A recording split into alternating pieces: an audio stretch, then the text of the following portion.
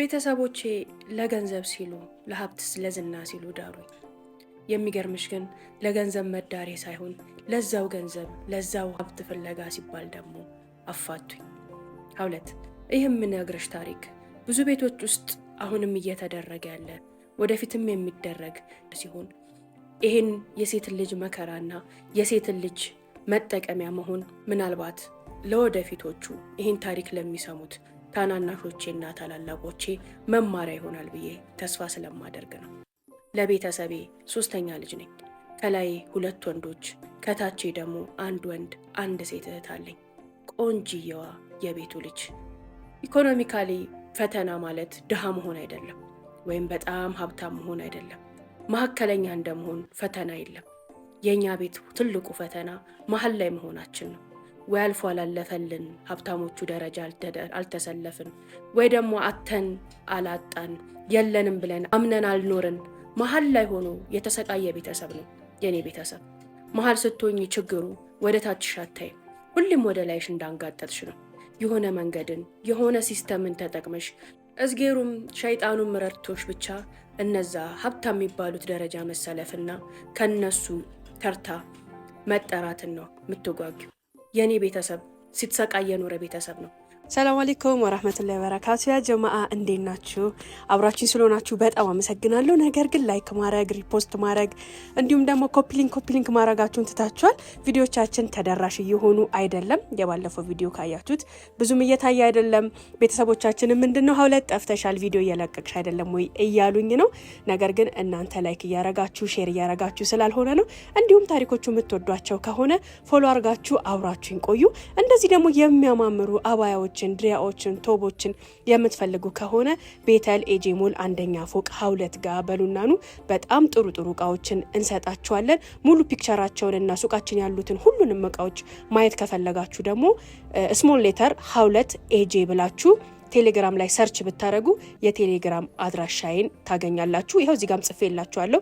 ሀውለት ኤጂ ብትሉ ቴሌግራሜን ታገኙታላችሁ። እዚህ ጋር የጻፍኩትን ሊንክ ተከትላችሁ ወይም ደግሞ እንደዚህ ጽፋችሁ ቴሌግራም ላይ ገብታችሁ ማየትና ትዕዛዛችሁን መስጠት ትችላላችሁ። ቴንኪዩ፣ አብራችሁን ቆዩ። ከላዮቹ ተርታ ለመሰለፍ ነገር ግን አባቴ ወንድሞቼ ይሄን ነገር ሲጥሩበት ሲለፉበት ቢኖሩም ጊዜ ሆኖላቸው ከዛ ከመካከለኛ ኢኮኖሚ ወጥተው ላዮቹ ላይ መሰለፍ አልቻሉ። በዛው ህይወት ውስጥ እንዳለን እኔም አድጌ ምዳርበትና ምኳልበት እድሜ ላይ ደረስኩ። እኔም የቤተሰቦች ሀብታም የመሆን ጉጉትና ከትላልቆቹ ተርታ የመሰለፍ እልህና ወኔያቸውን እያየው በማደጌ አንድ ቀን ሀብታም መሆን ጉጉት ነበረኝ።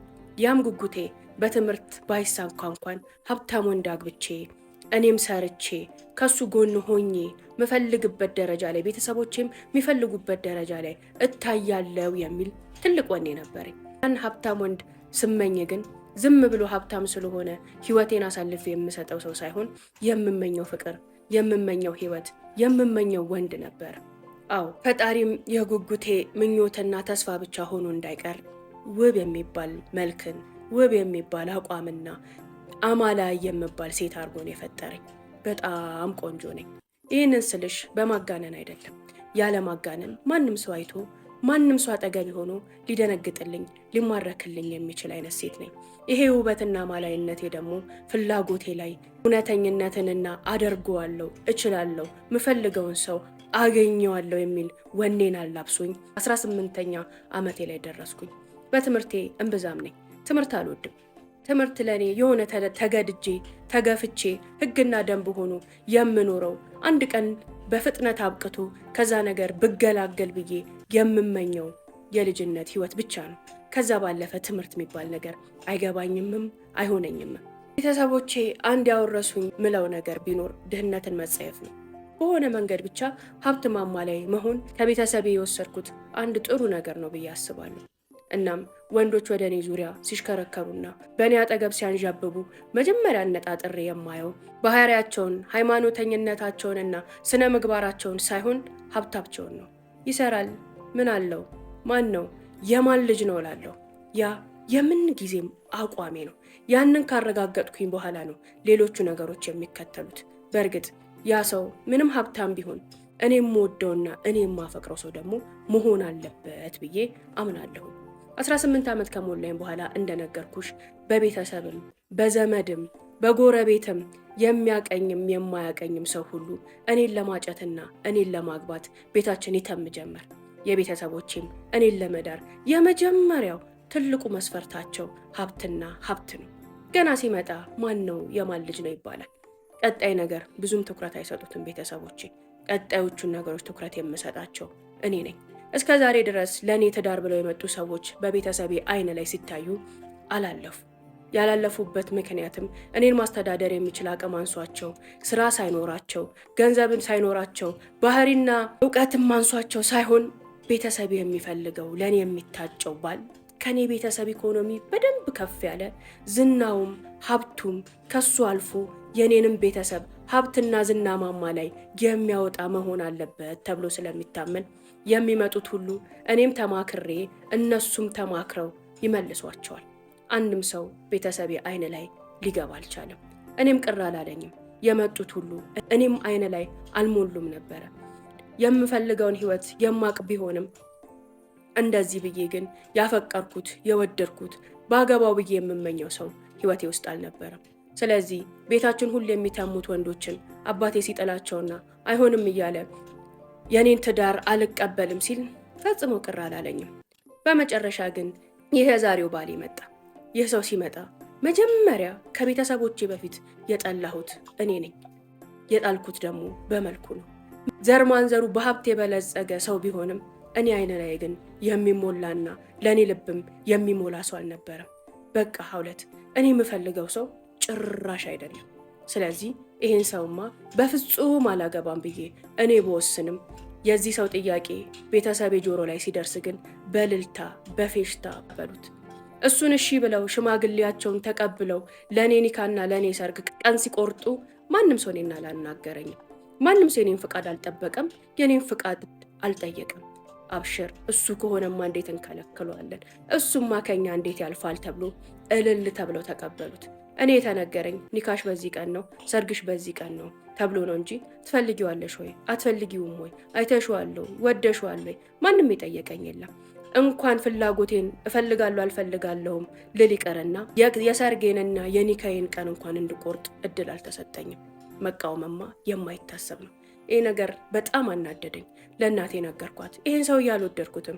የምትፈልጉትን አይነት ኢኮኖሚ ሊኖረው ይችላል፣ እኔ ግን ለእኔ የሚመጥን ሰው አይደለም። እድሜውም ከኔ የተለቀ ነው። መልኩንም አይተሽዋል እናቴ።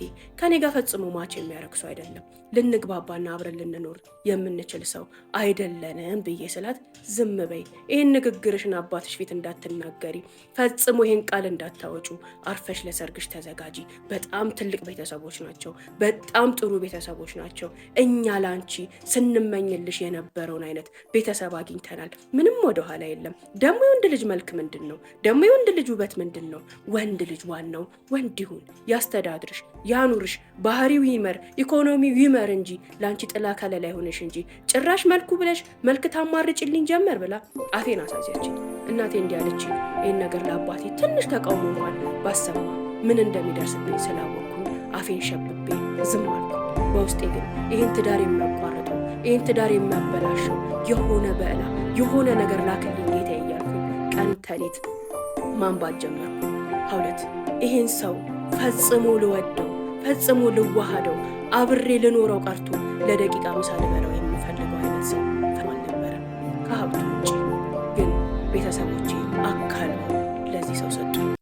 ይህ ትዳር ሲመሰረት የተደሰተው ቤተሰቤ ነው። ሰርጋችን አለፈና ምሽት ሆነ።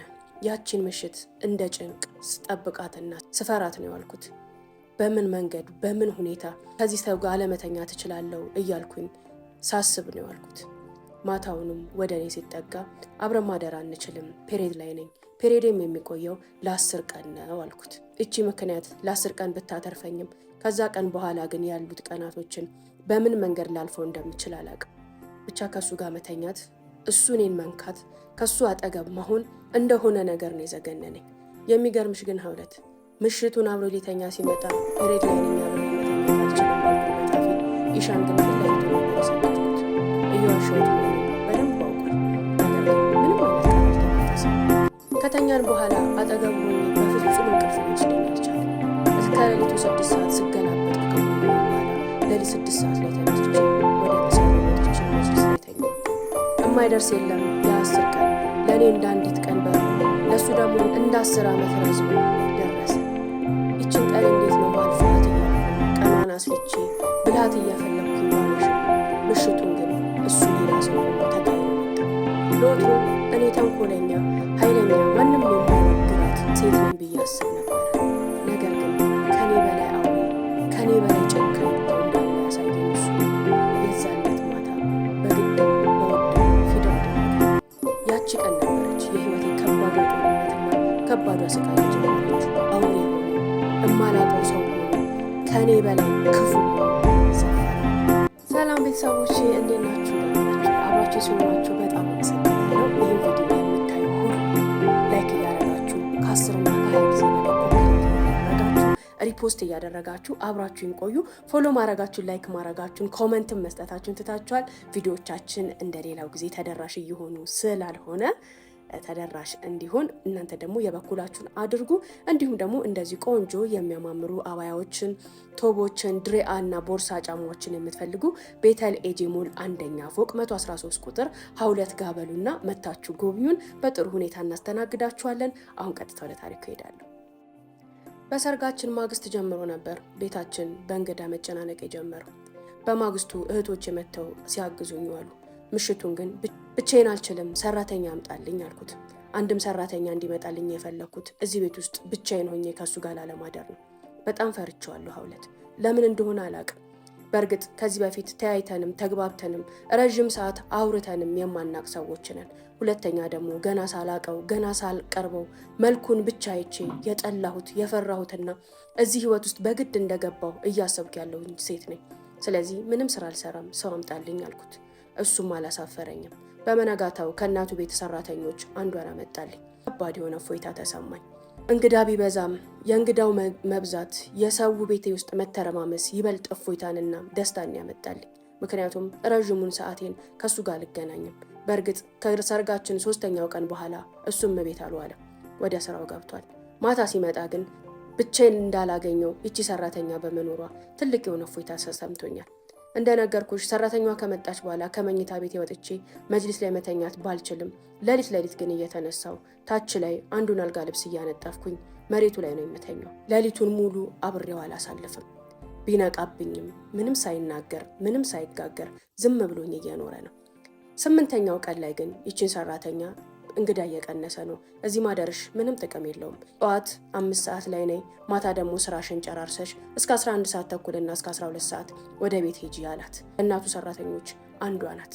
እሷም ይሄን ተከትላ ከ8ኛው ቀን በኋላ እንደ ተመላላሽ ሰራተኛ ጠዋት ትመጣለች፣ ማታ ትሄዳለች።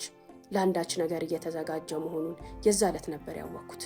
አዎ 10ኛው ቀን እየደረሰ ነው። ብቻውን እንደፈለገው ሊያረገኝ ነው ማለት ነው። በፍጹም አያገኘኝም።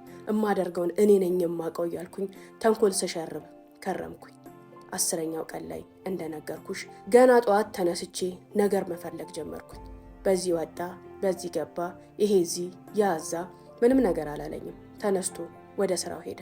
ማታም ሲመጣ እራት እንኳን ላቀርብለት አልፈለግኩም። ሶፋ ላይ ቁጭ እንዳልኩኝ ቀና ብዬ ሳላየው እንኳን ገብቶ ቁጭ አለ። እራት የለም እንዴ ሲለኝ በእኔ ቤት ነገር መፈለጌ ነው፣ ወስደ መብላት ትችላለህ አልኩት። አይባልም። በጣም ተናደደ። የተሰራ ነገር እንኳን ማቅረብ የማትችል ሴት ነሽ እንዴ አለ። የተሰራ ነገር እንኳን ማቅረብ የማትችል ሴት ነው ያገባኸው፣ አይገርምህም? ለምን አተወኝም አልኩት። ምን አልሽ አለኝ። ለምን አተወኝም? የተሰራላትን ምግብ እንኳን እኮ ማቅረብ የማትችል ሴት ነው አብረሃት ልትኖር እየጣርክ ያለኸው አልኩት። አሁኑን ወደ ቤትሽ መሄድ ትችያለሽ፣ አሁኑኑ አለኝ። ይህን ቃል ከሱ አልጠበቅኩም። ልክ እንደዛ ሲለኝ በጣም ደነገጥኩኝ። እንዴ እንደዚህ በቀላል ወደ ቤትሽ ሂጂ? ከሱ አንደበት ቃሉ እንደወጣው እኔም ቀለል አድርጌ ሻንጣዬን ይዤ መውጣት ግን አልቻልኩም።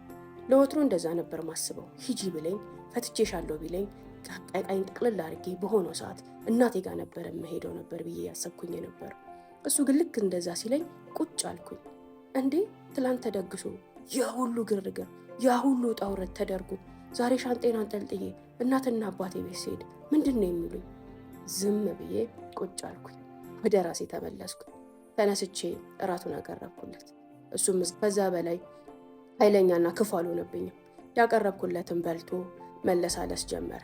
ለምን እንደሚለሳለስ እኔም እሱም እናውቃለን። ዛሬ ቀጠራችን ቀናት።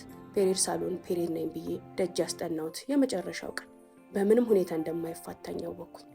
መጨረሻ ላይ ተነሽ እንግባ ሲለኝ እባክህ በቃ ምንም ነገር የማድረግ ፍላጎት የለኝም አልኩት። ምን ማለት ነው? ሚስቴክ እኮ ነሽ አለኝ። አዎ ቢሆንም በቃ አልፈልግም፣ በጣም ፈርቻለሁ አልኩት። የፈራሹ ለምንድን ነው? በእርግጠኝነት የፈራሹ ድንግል ስላልሆንሽ ነው፣ ስትልከሰከሺ ስለኖርሽ ነው። እኔ ደግሞ ያ እውነት ሆኖ ከተገኘ ከነ ውርደትሽ ለእናትና ለአባትሽ ነው የምመልስሽ። ጨዋን አተብዬ ነው ያገባውሽ፣ ዱርዬን አተብዬ አይደለም አለ። በፍጹም እንደምታስበው አይደለም አልኩት። እንደማስበው ካልሆነማ 10 ቀን ሙሉ ስትዋሽኝ ዝም ብዬ ተዋስሸውልሽ ስለፈራሽ ነው ብዬ አስቤ ነበር። ዛሬ ግን ፈርተሽ ሳይሆን በእርግጥ ውርደትሽ እንዳይታወቅብሽ ነው አለኝ። አልፈልግም አልኩኝ። አልፈልግም፣ ምን እንደምታበጣ ያሃለሁ። ሳልፈልግ እስኪ ምን ታደርገኛለህ ብዬ እልህ ተጋባሁ። አንስቶ እዛው መጅሊሱ ላይ ወረወረኝ። እረፍ አልኩት። ፈጽሞ ሊተወኝ ፈቃደኛ አልሆነም። ከዛ በኋላማ የሆነው ነገር ሁሉ ሆነ። ሳልወድም ሳልፈልግም የሆነው ነገር ሁሉ ሆነ። ሳስበው ያን ህመምና ያን ስቃይ ከምቋቋም አምኜ ተቀብዬ የሚያደርገውን ነገር በፈቃደኝነት ብቻ ማድረግ እንዳለብኝ ማሰብ ጀመርኩ። ቢሆንም ግን የሰውነቴ መኮማተርና የውስጤ መቆጣት እልሄን መቋቋም አልቻልኩም። ዝም ብዬ ይታገለው ጀመር። ትግል ለሴት የፈለገ ብትሆን ከወንድ አይበልጥም ለካ። ወንድ ያ ወንድ ነው፣ ይጥልሻል፣ ያሸንፍሻል። አብሶ ደግሞ በእንደዚህ አይነት ሰዓት በእርግጥ መታገስ ካለበት በላይ ታግሷል። በዚህ መንገድ ካልሆነ በስተቀር እንደማልበገርለት ስላወቀ ማድረግ የሚፈልገውን በራሱ ፍቃድ፣ በራሱ ጉጉት፣ በራሱ ምኞት አደረገ። የኔና የሱ ትዳር ግን የዛች ዕለት ተበላሸ።